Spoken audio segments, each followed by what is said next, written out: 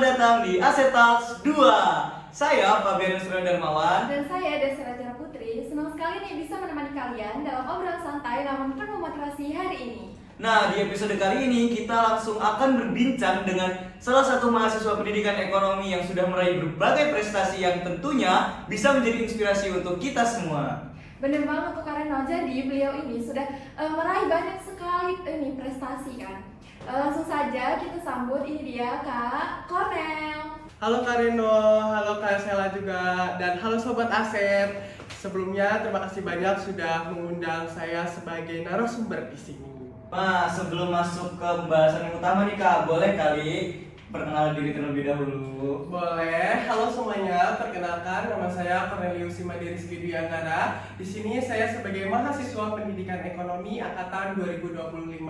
Dan kebetulan saya juga diamanahkan sebagai ketua angkatan 2025. Wah, keren banget ya Kak Cornel. Itu Sobat Aset. Jadi baru perkenalan aja nih Kak Cornel, kedengarannya udah kayak Kak Cornel aduh hebat banget ya. Oke, jadi boleh nggak sih Kak di-spill sedikit nih prestasi apa aja nih yang udah diraih selama di perkuliahan ini? Untuk prestasi sendiri yang udah pernah diraih ya, dimulai dari tahun saya masuk kuliah tahun 2025 di bulan Agustus. Di bulan pertama setelah masuk kuliah itu aku mengikuti kegiatan lomba esai dan puji Tuhan menjadi juara 2 se-Sumbangsel. Kemudian dilanjutkan lagi dengan prestasi yang sebagai finalis, dan kebetulan waktu itu berangkat di Universitas Negeri 11 Maret yang di UNS. Dan di bulan Maret kemarin 2026 aku juga terpilih sebagai Google Student Ambassador, dan di 1 minggu kemarin juga itu terpilih sebagai Wakil Duta Baca Perpustakaan Universitas Lampung. Wah, keren banget ya Kak Cornel. Boleh tepuk tangan dulu nih Sobat Aset buat Kak Cornel. Wah, luar biasa banget sih. Pastinya prestasi tersebut itu nggak diraih dengan mudah nih Kak. Oke Kak Cornel, Kak boleh nggak sih di-sharing sedikit nih? Pasti tentunya Sobat Aset juga penasaran kan, sejak kapan sih Kak Cornel ini tertarik untuk mengikuti atau kegiatan yang akhirnya mendapatkan banyak prestasi seperti sekarang ini Kak? Boleh. Kalau diceritain pasti panjang banget ya. Dari waktu SMA kebetulan aku ada satu guru yang emang dia tuh ngasih tugasnya waktu itu esai, dan kebetulan esainya itu kayak dilombain juga karena kata guru aku bagus. Nah dari situ aku mulai tertarik tuh sama dunia kepenulisan, dan kebetulan aku juga lagi hobi nih sama kepenulisan juga. Terus kebawa nih sampai dunia perkuliahan, dan waktu itu di SMA aku juga pernah ngedapetin juara 3 lomba esai di Unila juga. Dan berkat sertifikat dari lomba tersebut aku masukin waktu seleksi di perkuliahan, puji Tuhan lolos. Dan berlanjut di waktu kuliah ini tentunya banyak sekali sih peluang-peluang yang aku ambil dari lomba-lomba ini, mulai dari lomba esai, lomba duta, ataupun lomba artikel gitu, seperti itu. Dan dari SMA sampai dunia perkuliahan ini tentunya tuh ada perubahan ya, yang pastinya dari segi persaingan dan lain-lainnya.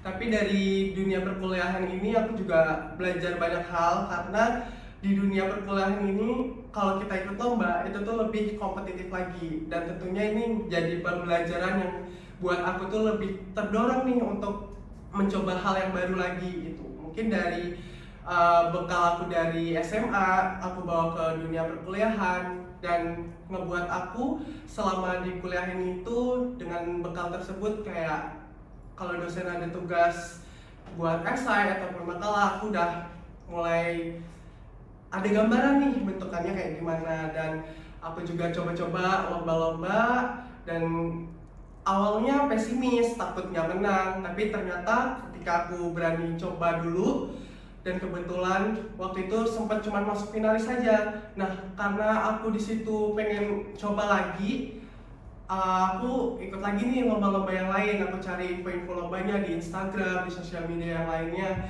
Terus aku ikut daftar lagi dan lolos nih masuk finalis dan juga mendapatkan juara. Nah dari dapatkan juara ini aku makin termotivasi untuk terus belajar dan juga mengikuti lomba-lomba. Oke, Jadi seperti tadi yang dibilang sama Kak Reno, untuk proses tersebut mencapai semua prestasi itu tentunya nggak mudah ya kan Kak. Jadi boleh nggak sih Kak di-spill nih tantangan terbesar Kak Cornel selama proses tersebut? Kalau untuk tantangannya dari untuk mengikuti lomba itu sebenarnya banyak. Yang pertama, kita harus membagi waktu antara dunia perkuliahan dan juga di dunia perlombaan ini. Karena di dunia perkuliahan kan seperti yang kita tahu ya, tugasnya banyak, terus kita harus ngebagi. Kalau misalkan kuliah itu kan tujuan utama kita, tapi kita harus juga mengimbangi dengan skill kita, dengan skill kita lomba gitu. Tapi untuk tantangan dari diri aku sendiri itu pertama terkait waktu, yang kedua manajemen waktu, dan yang kedua itu adalah research. Itu menjadi tantangan terbesar aku karena sebetulnya aku waktu SMA itu lebih ke IPA, dan di SMA ini ke sosum gitu. Jadi kayak masih ada perlu pendekatan ataupun perlu adanya ini lagi gitu untuk bisa memahami ternyata di dunia sosial tuh seperti ini gitu. Mungkin tantangan aku dari mengikuti kompetisi itu adalah menentukan arah topik apa yang mau aku bawakan ketika ikut lomba dengan skill, kemampuan, dan juga pengetahuan yang aku miliki. Nah, lalu gimana sih Kak cara Kakak untuk mengatasi tantangan yang ada buat Kakak itu? Kalau untuk mengatasi tantangan yang udah aku sebutin tadi, yang pertama aku biasanya buat list tuh, to the list. Nah, dimana setiap tugas-tugas yang diberikan oleh dosen itu aku buat list dan aku menentukan sebuah prioritas di situ.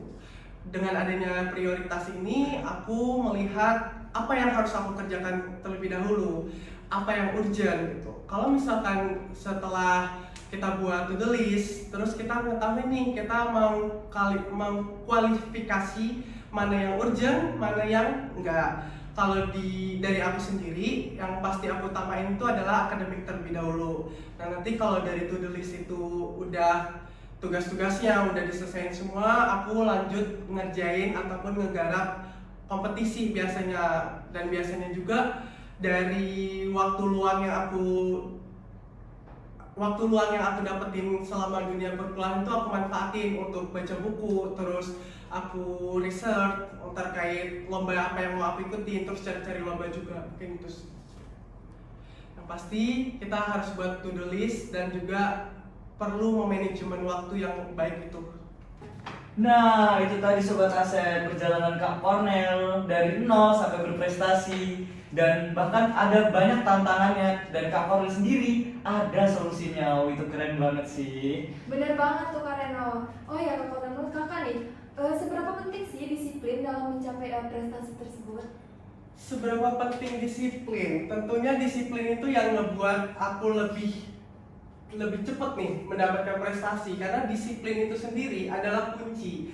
Kalau misalkan kita nggak disiplin, manajemen waktu kita kurang, terus kita nggak fokus, dan kita malah buang-buang waktu. Nah, dengan disiplin ini kita tuh punya fondasi, jadi kita harus memperbaiki rasa disiplin kita terlebih dahulu pada diri kita, supaya si disiplin ini bisa menjadi dasar ataupun menjadi kunci untuk kita melaju mendapatkan prestasi. Karena disiplin ini ngebuat aku lebih tahu waktu, terus bisa memanajemen waktu, terus dari organisasi dan juga akademik itu bisa seimbang, tugas-tugas selesai juga. Karena ya fondasi dari disiplin itu sendiri, dengan adanya disiplin ini kita tuh kayak berkomitmen untuk terus menyelesaikan apa yang sudah kita planning tuh. Karena kan kita di dunia perkuliahan ini nggak mungkin kan kalau misalnya kita nggak ada planning.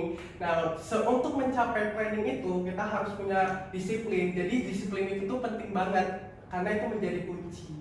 Nah, berarti disiplin itu penting banget ya Kak. Nah, kalau dari Kakak sendiri nih, ada nggak sih kebiasaan khusus yang buat Kakak tuh tetap produktif tuh?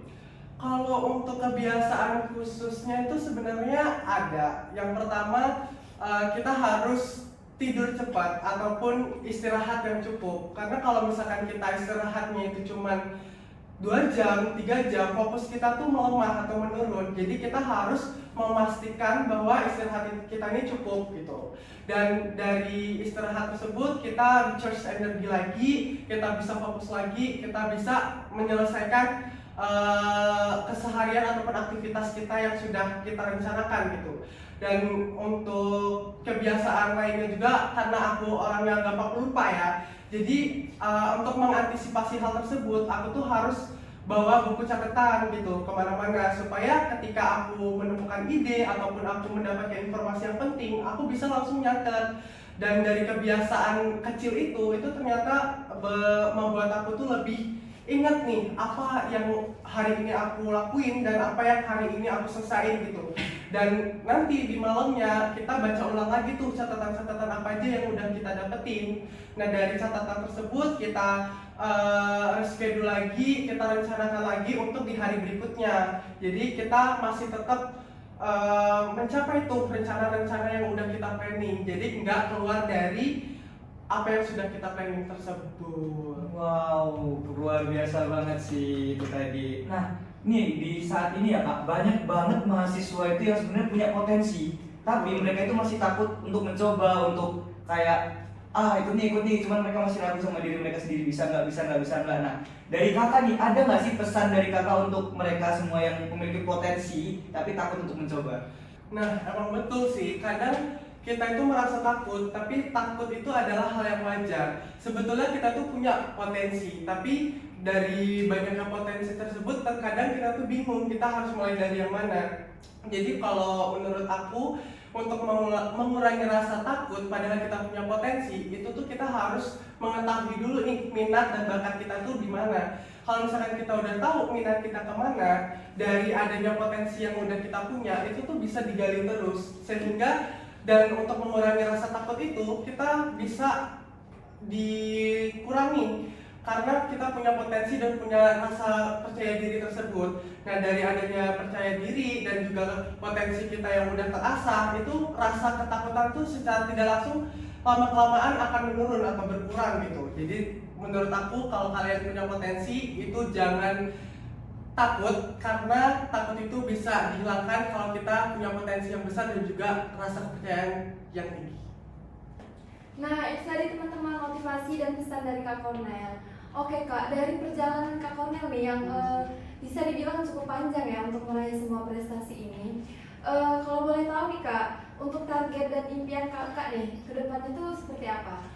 Kalau untuk target sendiri sebetulnya banyak ya, tapi kalau untuk target yang bakalan dilakuin di semester depan pastinya menaikkan IPK, terus juga mau publish jurnal, karena dari adanya publish itu kita punya bekal nih buat lanjut lagi di S2. Apalagi impian aku itu adalah mau lanjut studi di S2 luar negeri. Jadi aku harus punya tuh bekal dari publikasi jurnal, terus buku, supaya kesempatan itu tuh bisa aku dapetin gitu. Jadi dari sekarang aku punya target untuk menyelesaikan publikasi, buku, dan juga lomba-lomba serta IPK tentunya, supaya S2 ini bisa tercapai lah.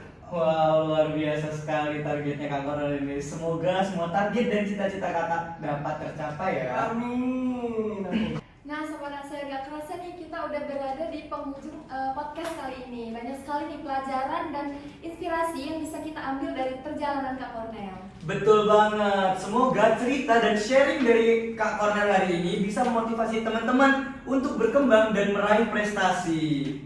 Oke, terima kasih Kak Cornel sudah meluangkan dan menyempatkan waktunya untuk berbagi cerita di Asia Talks kali ini. Terima kasih juga sudah memberikan kesempatan ini yang luar biasa banget tentunya. Nah, udah saatnya kami berdua undur diri nih. Saya Fabianus Darmawan Dan saya Desra Tiara Putri. dan sampai jumpa di